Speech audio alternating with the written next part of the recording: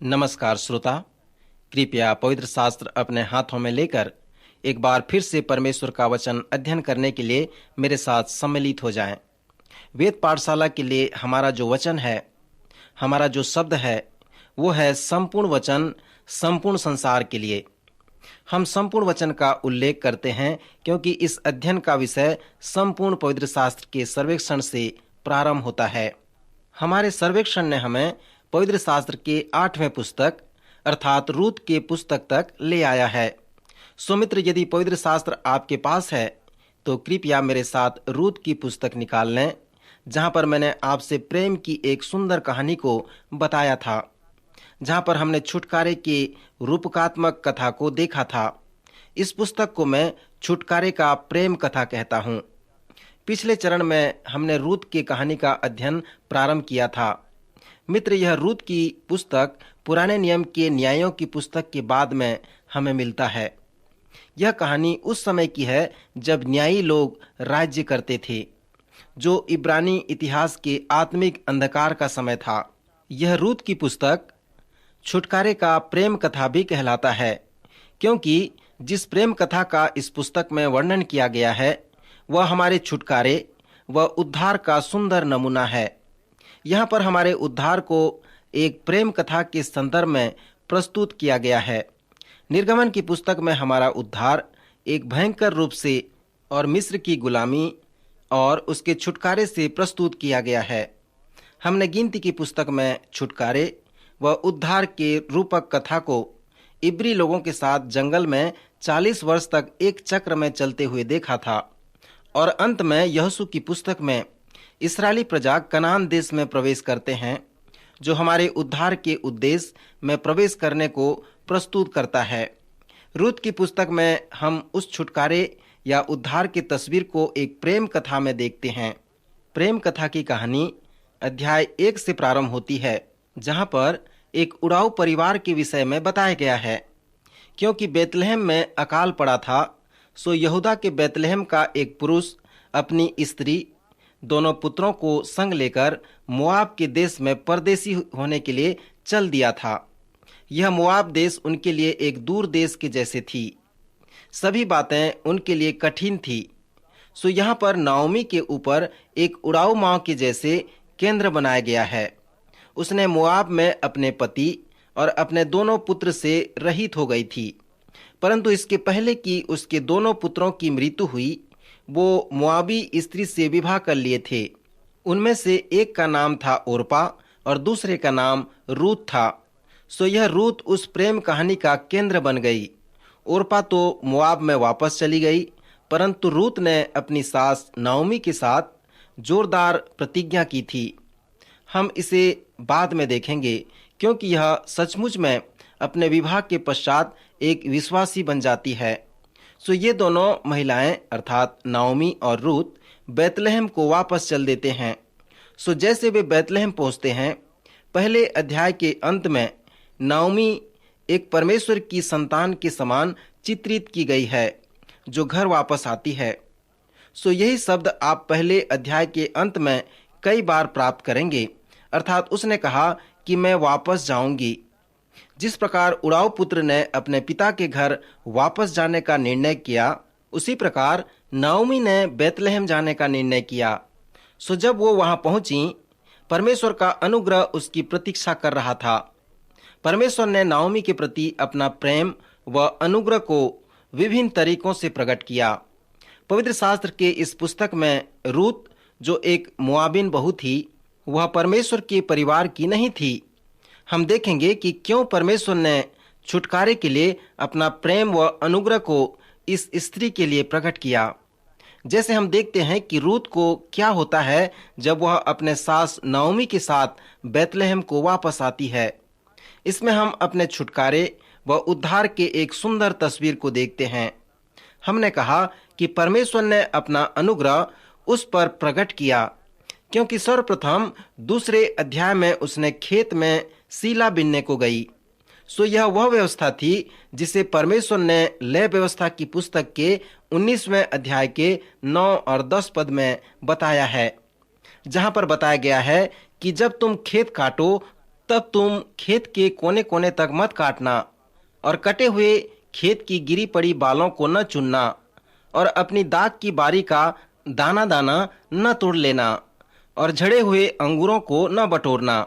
उन्हें दीन व परदेसी लोगों के लिए अर्थात रूत जैसे लोगों के लिए छोड़ देना। सो रूत को उस व्यवस्था के विषय में मालूम थी, इसलिए उसने भोजन के लिए खेत में सीला बीनने चली गई। रूत की पुस्तक में व्यवस्था द्वारा रिश्तेदारों के छुटकारे की महत्वपूर्ण सच्चाई को बताया गया है। रूत की सास नाओमी के पास ऐसा रिश्तेदार है जो धनी कुटुंबी है। उसका नाम बोअज है। दूसरे अध्याय के 3 पद में हम पढ़ते हैं कि रूत खेत में सीला बीनने चली जाती है। सो जिस खेत में वह संयोग से गई थी वह एलीमेलेक के कुटुंबी बोअज का था। अब मित्र, मैं आपसे पूछता हूं कि क्या यह ऐसे ही हो गया? क्या आप सोचते हैं कि रूत उस खेत में संयोग से गई हुई थी? इस बात के विषय में हम तब विचार करेंगे जब हम मत्ती के सुसमाचार के पहले अध्याय में आएंगे। बोअज एवं रूत प्रभु यीशु मसीह के परिवार के वंश वृक्ष में से आते हैं। क्या आप सोचते हैं कि इन दो लोगों का जो विवाह हुआ उसे परमेश्वर जानता था कि उसके अगुवाई के द्वारा मसीहा आने वाला है? क्या आप सोचते हैं कि यह संयोगवश हुआ? स्पष्ट रूप से यह ईश्वरी था। रूत उस खेत में गई जो बोअज का था। फिर 4 पद में लिखा है कि बोअज बैतलहम से आया और आकर लौने वालों से कहने लगा, यहोवा तुम्हारे संग रहे। और वे उससे बोले, यहोवा तुझे आशीष दे। मित्र, यह एक मालिक और मजदूर के मध्य एक अच्छा संबंध है। क्या यह अच्छा नहीं होगा जब हम अपने दैनिक कार्य इस तरह से प्रारंभ करें कि यहोवा तुम्हारे संग रहे और यहोवा तुझे आशीष दे? फिर 5वां पद कहता है कि बोअज ने उस सेवक से पूछा जिसे उसने लौने वालों के ऊपर ठहराया था कि वह किसकी कन्या है। मित्र, क्या आप जानते हैं कि यह कैसे अनुवाद किया गया? यहाँ पर सचमुच में बोअज प्रेम में उतर आया था। उसने एक सुंदर स्त्री को अपने खेत में सीला बीनते हुए देखा। रूत के नाम का अर्थ है सुंदर, खूबसूरत या गुलाब की कली। सो जब बोअज ने देखा कि वह बहुत सुंदर है तो उसके लिए वह प्रेम से भर गया। इसलिए उसने लौने वालों के प्रधान से उसके विषय में पूछताछ की और हम पढ़ते हैं कि उस प्रधान ने उस स्त्री के विषय में सब कुछ बता दिया। अर्थात उसने उससे कहा कि वह मोआबिन कन्या है। उसने इब्री से विवाह किया था पर उसका पति मर गया। सो नाओमी जो उसकी सास है वह उसके संग लौट आई है। पद 8 कहता है, जहां पर बोअज ने रूत से कहा, हे मेरी बेटी, क्या तू सुनती है? किसी दूसरे के खेत में बीनने को न जाना, मेरे ही दासियों के संग यहीं रहना। जिस खेत को वे लौती हों उसी पर तेरा ध्यान बंधा रहे और उन्हीं के पीछे पीछे चला करना। क्या मैंने जवानों को आज्ञा नहीं दी कि तुझसे न बोलें? और जब जब तुझे प्यास लगे तब तब तू बर्तनों के पास जाकर जवानों का भरा हुआ पानी पीना। मित्र, यहाँ पर बोअज बहुत ही स्पष्ट रूप से रूत के साथ ऐसा व्यवहार कर रहा है कि वह उससे प्रसन्न है और उस स्त्री पर उसकी रुचि है। पर अब कुछ बातें बदल जाती हैं। उसका प्रत्युत्तर पद 10 में बताया गया है। तब वह भूमि तक झुककर मुंह के बल गिरी और उससे कहने लगी, क्या कारण है कि तूने मुझ परदेशीन पर अनुग्रह की दृष्टि करके मेरी सुधि ली है? यहाँ पर एक और सुंदर अनुग्रह का शब्द है। यह ऐसा अनुग्रह है जो परमेश्वर की ओर से आशीष है जिसके हम योग्य नहीं हैं। रूत ने बोअज से कहा कि मैं तो इब्री स्त्री नहीं हूँ और आपके कुल की भी नहीं हूँ, फिर भी तू मुझ पर अनुग्रह क्यों दिखा रहा है? पद 11 में बोअज ने उत्तर दिया, जो कुछ तूने पति मरने के पीछे अपनी सास से किया है और तू किस रीति से अपने माता पिता और जन्मभूमि को छोड़कर ऐसे लोगों में आई है जिनको पहले तू न जानती थी, यह सब मुझे विस्तार से बताया गया है। यहोवा तेरी करनी का फल दे और इस्राएल का परमेश्वर यहोवा जिसके पंखों तले तू शरण लेने आई है तुझे पूरा बदला दे। मित्र, यह बहुत ही महत्वपूर्ण है कि जिसके पंखों तले तू शरण लेने आई है। आप यहाँ पर देखें कि रूत विश्वासी बन गई थी और बोअज इसे जानता था। जब बोअज ने अपना अनुग्रह उस पर दिखाया, तब उसने कहा, हे मेरे प्रभु, तेरे अनुग्रह की दृष्टि मुझ पर बनी रहे। दूसरे शब्दों में उसने कहा, ठीक है, मैं इसे स्वीकार करती हूँ। सीला बिनने के बाद जब वह घर वापस जाती है तो तीसरे अध्याय इस प्रकार से प्रारंभ होता है। तब रूत की सास नाओमी ने रूत से कहा, हे मेरी बेटी, क्या मैं तेरे लिए ठाव न ढूंढूं, अर्थात एक पति न ढूंढूं कि तेरा भला हो? और अब जिसकी दासियों के पास तू भी थी, क्या वह बोअज हमारा कुटुंबी नहीं है? सो क्या मैं तुझे छुटकारा देने वाले कुटुंबी के विषय में जो व्यवस्था में है नहीं बताया है? फिर नाओमी ने रूत से कहा, इसलिए तू स्नान कर, तेल लगा और वस्त्र पहनकर खलिहान को चली जा। परंतु जब तक वह पुरुष खा पी न चुके, तब तक अपने को उस पर प्रकट न करना, और जब वह लेट जाए, तब तू उसके लेटने के स्थान को देख लेना, और जब वह सोए, तब तुम मध्य रात्रि उसके पास जाकर अपने आप को प्रकट करना। श्रोता मित्र, यह उनके छुटकारे के अनुसार उनके संस्कृति का प्रतीक था। बोअज को विवाह का प्रस्ताव नहीं था, परंतु रूत को करना था। यहाँ पर उसके पति व उसके ससुर के अनेक कुटुंबी थे। शायद अनेक लोग होंगे जो उससे विवाह करना चाहते होंगे, परंतु व्यवस्था के अनुसार उस विधवा रूत को उनमें से एक के पास जाना था और ये कहना था कि मैं चाहती हूँ कि तुम मेरे कुटुंबी का छुटकारा दिलाने वाला बनो। अध्याय 3 में उसने जो किया वो वास्तव में उचित था। यह विवाह का प्रस्ताव था। परमेश्वर की व्यवस्था के अनुसार विवाह उस रात पक्का होना था, परंतु हम पढ़ते हैं कि ऐसा नहीं हुआ। परंतु परमेश्वर की व्यवस्था के अनुसार विवाह का प्रस्ताव रखा गया। सो जब रूत बोआज के पास गई तो यह कोई अनुचित नहीं था। बोअज ने रूत से कहा, हे मेरी बेटी, यहोवा की ओर से तुझ पर आशीष हो, क्योंकि तूने अपनी पिछली प्रीति पहले से अधिक दिखाई, क्योंकि तू क्या धनी क्या कंगाल और किसी जवान के पीछे नहीं लगी। सो स्पष्ट रूप से बोअज एक वृद्ध व्यक्ति था। फिर उसने रूत से कहा, इसलिए अब हे मेरी बेटी, मत डर, जो कुछ तू कहेगी मैं तेरे लिए करूंगा, परंतु तू अभी अपने सास के पास चली जा। क्योंकि पुराने नियम की इब्री व्यवस्था के अनुसार स्त्री को वह प्रस्ताव रखना था, और जब उसने ऐसा किया तब उसके प्रेमी ने उसे कुछ आवश्यक बातों को बताया। इस पुस्तक के 4 अध्याय के प्रारंभिक पदों में हम देखते हैं कि वह विवाह के लिए अदालत की व्यवस्था कर रहा था ताकि न्यायोचित विवाह हो सके। जब रूत ने यह प्रस्ताव रखा, तब उसके दूसरी सुबह बोअज ने अदालत बैठा दी। जब बोअज ने उस कुटुंबी को देखा, तब उसने उससे कहा, हे फुलाने, इधर आकर यहीं बैठ जा। तब वह उधर जाकर बैठ गया। उस व्यक्ति का नाम यहाँ पर नहीं बताया गया है। हम पढ़ते हैं कि बोअज ने 10 लोगों को एकत्रित किया। सो यहूदी धर्म के अनुसार यह न्यायोचित तरीका था। जब भी वो किसी व्यवस्था या किसी भी बात के लिए बैठते थे, तो उनमें 10 लोगों का होना अवश्य था, तभी वो उचित माना जाता था। सो उस अदालत में बोअज ने उस व्यक्ति से कहा, तू एलीमेलेक को तो जानता है, वो हमारा कुटुंबी था। उसने मोआब चला गया और वहां पर उसकी मृत्यु हो गई। सो उसकी पत्नी नाओमी यहाँ लौट आई है और वह हमारे भाई एलीमेलेक का एक टुकड़ा भूमि बेचना चाहती है, और उसे लेने में पहला हकदार तू है। यदि तू उसको छुड़ाना चाहे तो छुड़ा, और यदि तू छुड़ाना न चाहे तो मुझको बता दे ताकि मैं समझ लूं। उसने कहा, मैं उसे छुड़ाऊंगा। फिर बोअज ने कहा, जब तू उस भूमि को नाओमी के हाथ से मोल ले, तब उसे रूत मोआबिन के हाथ से भी, जो मरे हुए की स्त्री है, इस मनसा से मोल लेना पड़ेगा कि मरे हुए का नाम उसके भाग में स्थिर कर दे। मुझे ऐसा लगता है कि बोअज ने उसे ऐसे बतलाया कि रूत एक बूढ़ी मोआबिन स्त्री है। शायद इसलिए उसने रूत को कहा कि तू अपनी सास के घर चली जा। बोअज नहीं चाहता था कि वह व्यक्ति रूत को देख ले, क्योंकि यदि वह व्यक्ति रूत को देखता तो यह बोअज के लिए उस व्यक्ति को बताना सरल नहीं होता।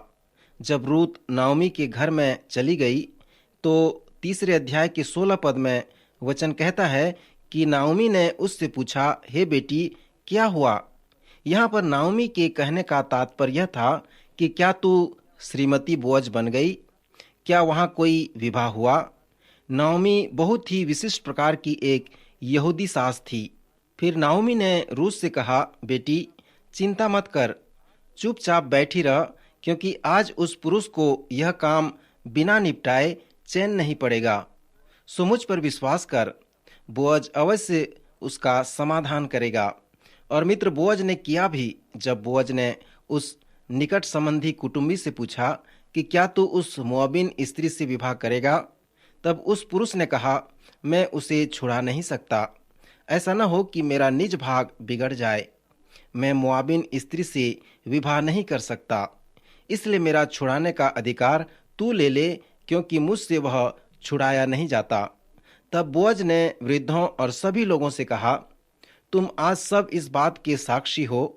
कृपया इसे अपने लेखे में लिख लो कि एलीमेलेक का जो कुछ भी है उस सब को मैं छुड़ाता हूँ, और मैं उस मोआबिन स्त्री रूत को भी छुड़ा लेता हूँ। मित्र, जैसे हमने कहा था कि यह छुटकारे का एक बहुत अच्छा तस्वीर है। छुड़ाना या मुक्त करने का अर्थ है खरीदना और वापस लाना। प्रकाशित वाक्य के 5वें अध्याय में एक छुटकारे का सुंदर तस्वीर है, जहां पर स्वर्ग के सिंहासन के विषय में बताया गया है। प्रकाशित वाक्य के 5वें अध्याय के 4 पद में इस प्रकार लिखा है, और मैं फूट फूट कर रोने लगा, क्योंकि उस पुस्तक के खोलने या उस पर दृष्टि करने के योग्य कोई न मिला। प्रकाशित वाक्य के 5वें अध्याय की कहानी यह है, जो सिंहासन पर बैठा था, मैंने उसके दाहिने हाथ में एक पुस्तक देखी, जो भीतर व बाहर लिखी हुई थी, और वह 7 मुहर लगाकर बंद की गई थी। समस्या यह थी कि उस मुहर को तोड़कर उस पुस्तक को खोलने के योग्य कोई नहीं था।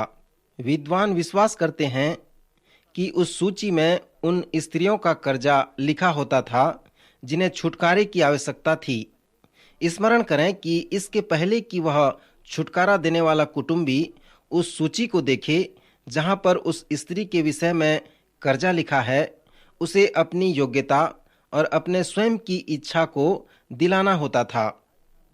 उसे यह नहीं मालूम होता था कि उसका मूल्य उसे कितना पड़ेगा, क्योंकि कोई भी उसके योग्य नहीं होता था कि वह उस मुहर को तोड़े और उस लेखे को देखे कि मनुष्य के छुटकारे का कीमत कितना पड़ सकता है। तब एक शुभ समाचार सुनाया जाता है कि मत रो, देख, यहूदा के गोत्र का वह सिंह जो दाऊद का मूल है, उस पुस्तक को खोलने और उसकी 7 मोहरें तोड़ने के लिए जयवंत हुआ है। और मैंने उस सिंहासन और 4 प्राणियों और उन प्राचीनों के बीच में मानो एक वध किया हुआ मेमना खड़ा देखा। उसके 7 सींग और 7 आंखें थीं। ये परमेश्वर की 7 आत्माएं हैं जो सारी पृथ्वी पर भेजी गई हैं। उसने आकर उसके दाहिने हाथ से जो सिंहासन पर बैठा था वह पुस्तक ले ली, और जब उसने पुस्तक ले ली तो वे 4 प्राणी और 24 प्राचीन उस मेमने के सामने गिर पड़े, और हर एक के हाथ में वीणा और धूप से भरे हुए सोने के कटोरे थे। ये तो पवित्र लोगों की प्रार्थनाएं थीं, और वे यह नया गीत गाने लगे कि तू इस पुस्तक के लेने और उसकी मुहर खोलने के योग्य है, क्योंकि तूने वध होकर अपने लहू से हर एक कुल और भाषा और लोग और जाति में से परमेश्वर के लिए लोगों को मोल लिया है। यहाँ पर जो छुटकारे के विषय बताया गया है वह रूत के पुस्तक में प्रमाणित होता है। सो जब बोअज अदालत गया, जिसका वर्णन 4 अध्याय में है, तब वह न्यायोचित रूत को छुटकारा दिलाया। बोअज ने रूत को 2 तरीकों से छुटकारा दिलाया। प्रथम, उसने सारी कर्ज चुकाया और उसे खरीद लिया, और फिर विवाह करके उसने रूत के साथ संबंध स्थापित किया। सो उस विवाह संबंध से उसने रूत को परमेश्वर के परिवार में वापस ले आया। रूत का छुटकारा हमारे छुटकारे के लिए 2 बातों को चित्रित करती है। हमारा छुटकारा प्रभु यीशु मसीह के मृत्यु और उसके पुनरुत्थान के ऊपर केंद्रित है। सो जब प्रभु यीशु मसीह की मृत्यु हमारे छुटकारे से संबंधित है, तो इसका क्या अर्थ और क्या महत्व हो सकता है? प्रभु यीशु मसीह के मृत्यु का महत्व यह है कि उसकी मृत्यु एक दाम है जो हमें खरीदने के लिए और परमेश्वर के परिवार में वापस लाने के लिए उसे पटाना आवश्यक था, क्योंकि आदि में परमेश्वर और मनुष्य का एक पवित्र संबंध था। उत्पत्ति की पुस्तक हमें बताता है कि परमेश्वर ने हमें ऐसी सृष्टि बनाया कि हम चुनाव कर सकते हैं। जैसे मनुष्य आज भी चुनता है और परमेश्वर से अलग हो जाता है, वह उसकी संगति से दूर चला जाता है।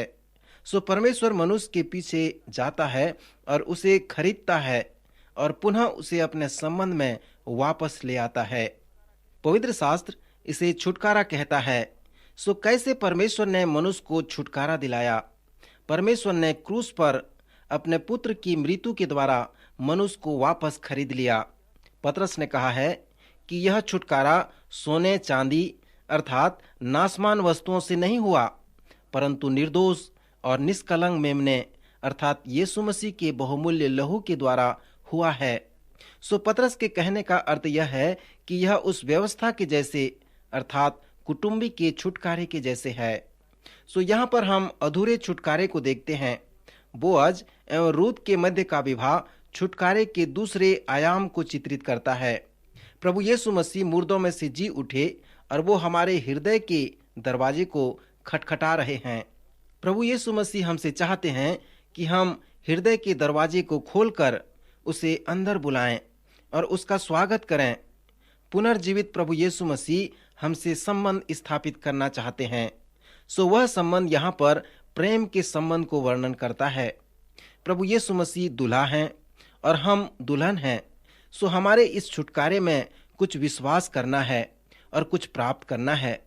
सो यह छुटकारे का दूसरा आयाम है जो हमारे लिए इस रूत की पुस्तक में चित्रित किया गया है। रूत मेरा व आपका तस्वीर है। सो जब हम प्रभु यीशु मसीह पर विश्वास करते हैं, परमेश्वर के पास आते हैं, तो छुटकारे के लिए हमारी आशा क्या है? हमारी आशा परमेश्वर के अनुग्रह पर है।